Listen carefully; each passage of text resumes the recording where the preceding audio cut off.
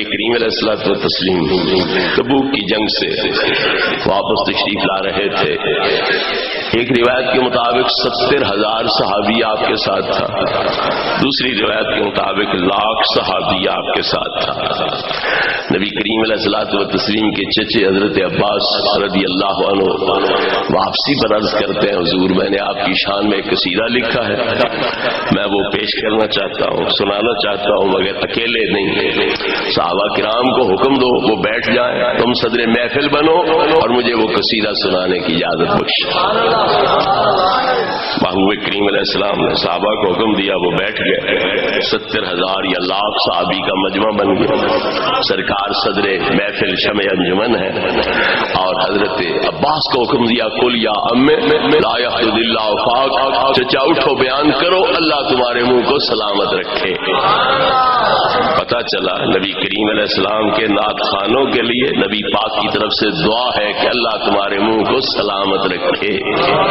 اس لیے مرنے کے بعد ان کے منہ چھپانے نہیں پڑتے, فوت ہونے کے بعد ان کے منہ چھپانے نہیں پڑتے. نبی پاک کی دعا ہے اللہ تمہارے منہ کو سلامت رکھے. وہ تعریف نثر میں ہو, نظم میں ہو, سر کے ساتھ ہو, بغیر سر کے ہو, بہرحال جو بھی تعریف کرنے والا ہے وہ نبی پاک کو پسند ہے. اور نبی کریم علیہ السلام کی اس کے لیے دعا کیا ہے, اللہ تمہارے منہوں کو سلامت رکھے. ہمارے استاد گرامی حضور محدث اعظم پاکستان شیخ الحدیث مولانا محمد سردار احمد رحمۃ اللہ تعالی علیہ کراچی میں فوت ہوتے ہیں. 3 دن کے بعد آپ کا جسم مبارک فیصل آباد پہنچتا ہے. نماز جنازہ کے بعد اعلان کر دیا گیا کہ جس نے زیارت کرنی ہو وہ آ کے زیارت کرے. تابوت پر اللہ کی قسم ہم نے خود انوار اپنی آنکھوں سے برستے دیکھے. جس طرح سورج کی روشنی روشن دان سے اندر کمرے کے پڑے تو اندر ذرات اس روشنی میں چمکتے ہوئے نظر آتے ہیں, بالکل اس طرح کے ذرات آپ کے تابوت پر چمکتے ہم نے اپنی آنکھوں سے دیکھے. اور آپ کو 3 دن کے بعد دیکھنے والا یہ نہیں سمجھ سکتا تھا کہ یہ فوت شدہ انسان ہے یا جیتا جاگتا سویا ہوا انسان. چہرہ پر انوار ہے اور اسی طرح معلوم ہوتا ہے کہ بس آرام فرما ہے اور ابھی جاگیں گے, ابھی اٹھیں گے, یہ شان تھی. تو محبوب کریم علیہ الصلوۃ والتسلیم کی یہ دعا ہے, چچا کہو میری شان بیان کرو, مدح سرائی کرو, اللہ تمہارے منہوں کو سلامت رکھے. تو حضرت عباس رضی اللہ عنہ نے کہاں سے شروع کیا, جب حضرت آدم و حوا جنت کے اندر موجود تھے, سیریں کرتے تھے جنت کے درختوں میں, وہاں سے شروع کیا. من قبلھا طبت فی الظلال وفی مستودع حیث یخسف البرق. یا رسول اللہ دنیا میں تشریف لانے سے پہلے جہاں جنت کے درختوں کے نیچے حضرت آدم اور حضرت حوا سیریں کیا کرتے تھے, تم بھی ان کے ساتھ وہاں جنت کے درختوں کے نیچے سیریں فرماتے تھے. ثم حبت البلاد لا بشر انت ولا مضغۃ ولا علق.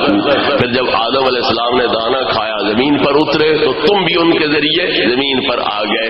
اس طرح جنت سے تمہارا زمین کی طرف تبادلہ ہوا, آپ زمین کی طرف تشریف لے آئے.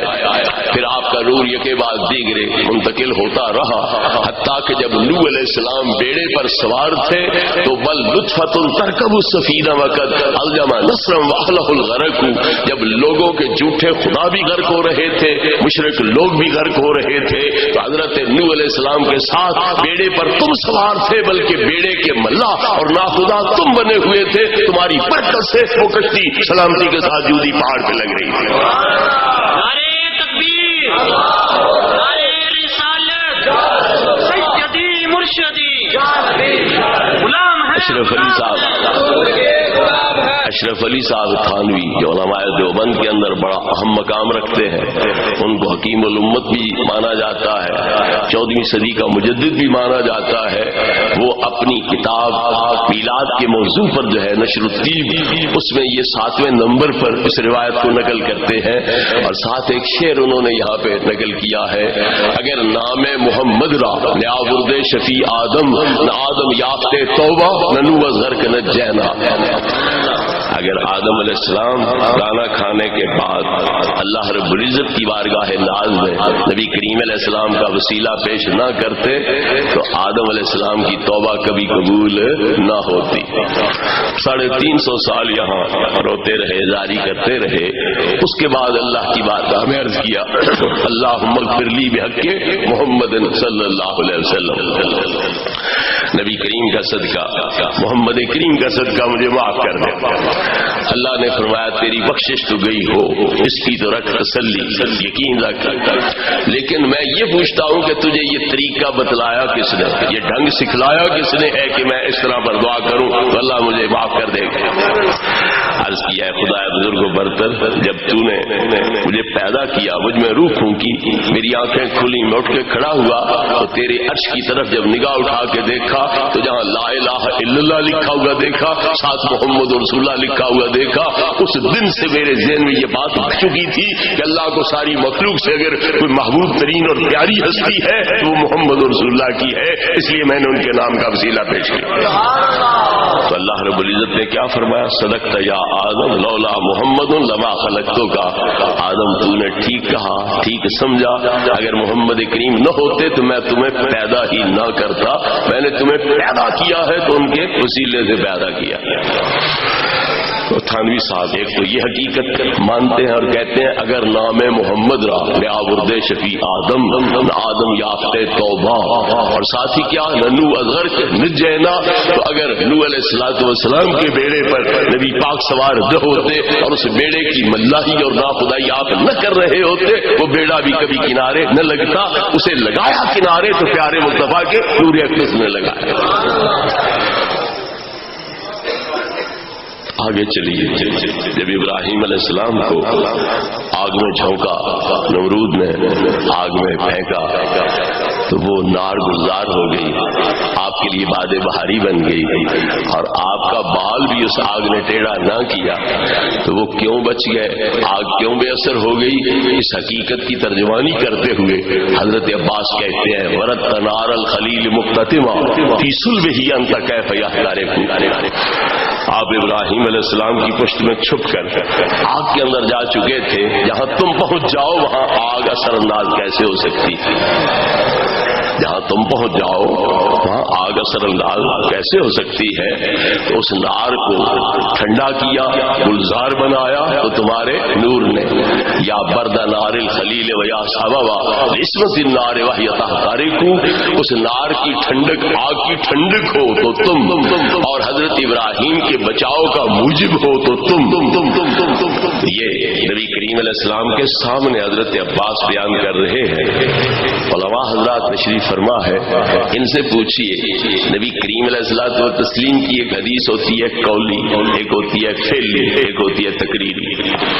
آپ زبان سے ایک چیز فرمائیں تو یہ حدیث قولی ہو گئی، عمل کر کے دکھلائیں تو فعلی ہو گئی. آپ کے سامنے کوئی بات کی جائے آپ اعتراض نہ کریں، آپ کے سامنے کوئی عمل کیا جائے آپ اعتراض نہ کریں تو یہ حدیث تقریری ہوگی کہ آپ نے اس قول کو برحق سمجھا، اس عمل کو برحق سمجھا، تبھی آپ نے روکا نہیں، ٹوکا نہیں، اعتراض نہیں فرمایا. یہ حدیث تقریری بن گئی کہ حضرت عباس بیان کرتے جا رہے ہیں، نبی پاک اعتراض نہیں کر رہے ہیں، تنقید نہیں کر رہے ہیں، انکار نہیں کر رہے ہیں. تو یہ نبی پاک کی طرف سے مہر تصدیق ہو گئی. تو نبی پاک کی مہر تصدیق بھی ہے، 70,000 یا لاکھ صحابی کا اتفاق بھی اس کے ساتھ ہے. تو اجماع صحابہ بھی ثابت ہوا، نبی پاک کی حدیث تقریری سے اس کی تصدیق بھی ثابت ہوئی، اور حضرت عباس کا یہ عقیدہ بھی ثابت ہوا. نبی کریم علیہ الصلوۃ والتسلیم کا نور پاک جب حضرت ابراہیم کی پشت میں ہو تو آگ اثر انداز کیسے ہو سکتی ہے؟ نبی کریم علیہ السلام کا ہاتھ مبارک اگر ہٹے کو لگ جائے اور روٹی بنا کے اسے تنور میں لگا بھی دیں تو آگ اسے جلائے کیا، اس کی رطوبت کو بھی خشک نہیں کر سکتی. حضرت سیدہ فاطمہ زہرا رضی اللہ عنہ تنور پہ روٹیاں آپ لگا رہی تھی.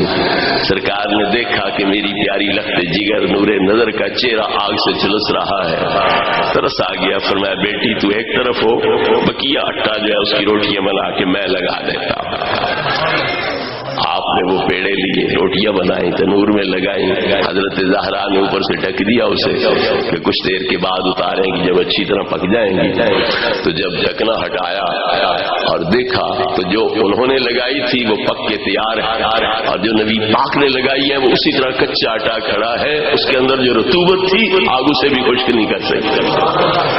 عرض کی ابا حضور یہ تو اسی طرح کچا آٹا کھڑا ہے۔ بیٹی پھر میرے ہاتھ لگ گئے، اس لیے